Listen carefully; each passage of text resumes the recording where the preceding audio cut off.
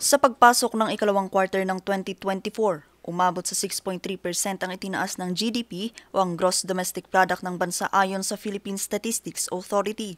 Ito ang kabuuang bilang ng mga produkto o serbisyo na nagawa sa bansa. Mas mataas ito kumpara sa 5.8% na GDP ng bansa noong unang quarter ng 2024. Mas mataas din ito kumpara sa 4.3% na GDP growth rate ng bansa noong nakaraang taon. Pero ang tanong, ramdam pa ba ito ng mga mamamayang Pilipino? Actually hindi lalong humihirap kasi nga tumataas lang lahat ng presyo ng mga bilihin. Tapos yung sahod naman hindi tumataas. Kaya mahirap maging mahirap. Ayon sa Pangulo, ang pagtaas ng GDP ng bansa sa ikalawang quarter ng taon ay dahil sa dumaraming investor mula sa ibang mga bansa. Dagdag na rin dito ang tumataas na konstruksyon sa ilalim ng Build Better program ng Administrasyong Marcos. Bagamat maganda ang datos na ito, wala itong kabuluhan kung hindi maramdaman ng ating mga kababayan.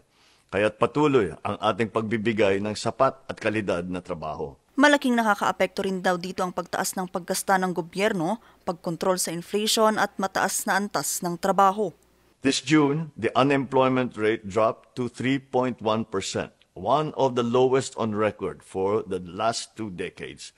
Over 50.3 million Filipinos are now employed, with 63.8% of them in the formal sector. Lalong dumadami ang mga kababayan nating may disente at formal na hanap buhay at naging bahagi ng middle class. Ang lahat na ito ay patungo sa layunin nating iangat mula sa kahirapan ang bawat Pilipino. Bagamat tumaas sa 4.4% ang inflation rate noong Hulyo, makakatulong naman daw ito sa pagdami ng domestic demand. The poverty rate also dropped to 15.5%, which means we have lifted 2.5 million Filipinos out of poverty, and only 10.9% of Filipino families remain poor. Target pa rin ng pamahalaan na mapataas pa ang GDP ng bansa ng 7% hanggang sa 2028 na magpapabuti sa buhay ng mga mamamayang Pilipino.